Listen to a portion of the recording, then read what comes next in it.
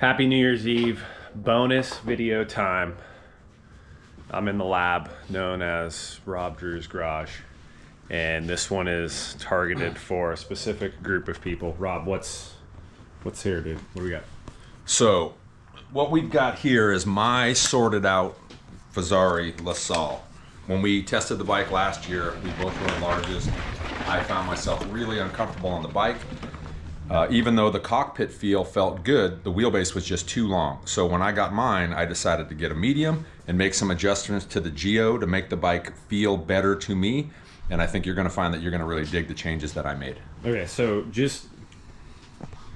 I guess the point is... provide some more context. Well, Fazari has, is it 26 point or... Yeah, it's many points. They have 31. They have a multi-point 94. Questionnaire to find out basically what size person you are. And with that information, they'll supply you with the correct parts for the average person, but that doesn't mean that you can't deviate from those things if it makes the bike feel better to you. So it's important first you understand, what do you need?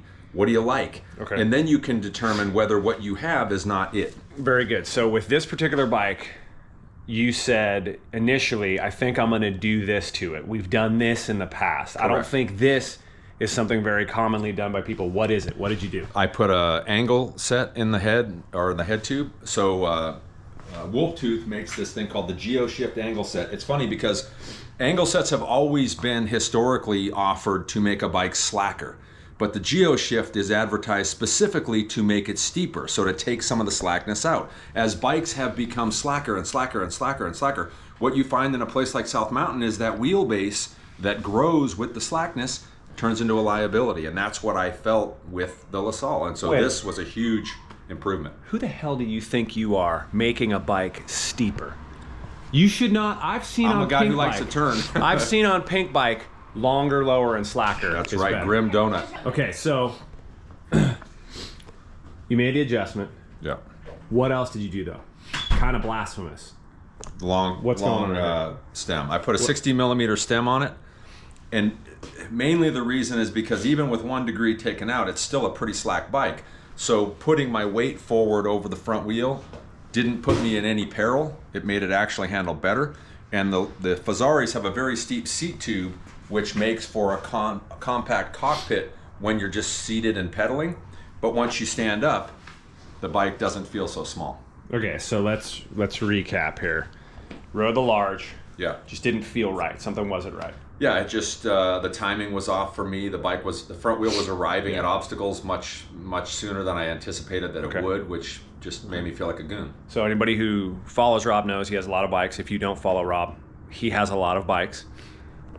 Give us your thoughts on this one. So I developed a rule of 3 rides on the bike before you start to uncork any maneuvers, because I found myself crashing early on different bikes. But on this bike, the first time out, and keep in mind, I went in with probably a conservative expectation because I was so uncomfortable on the large.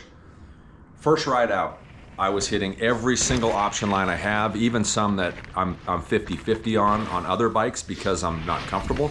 This thing felt amazing, super maneuverable, literally bottomless. You could smash anything. So that's a great thing, is even if you go wrong, the bike just swallows it up. Okay, you're 5'11"?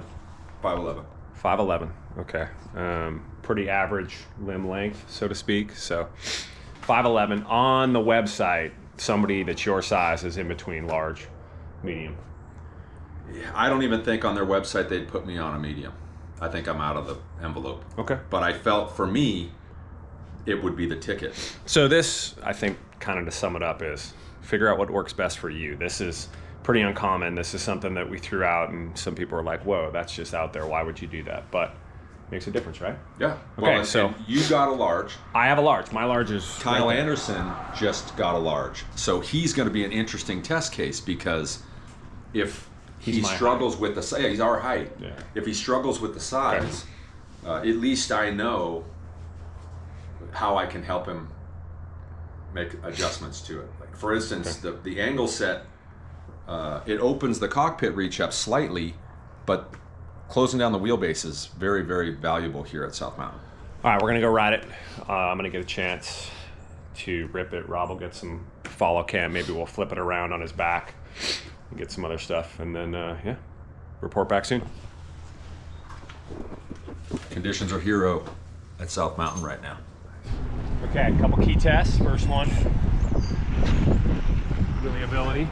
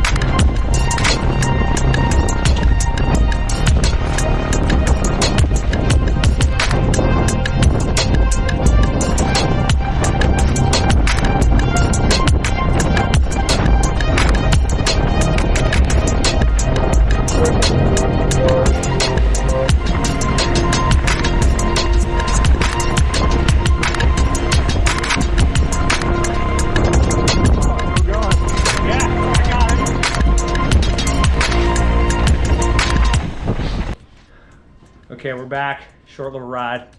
Hikers were out in force, so we didn't get to do a ton, but we did enough. Rob Drew was very right. It's uncanny. Hang on, wait. I need you to say that again slow so everybody hears you. So when we were out there, he said something along the lines of me not believing him.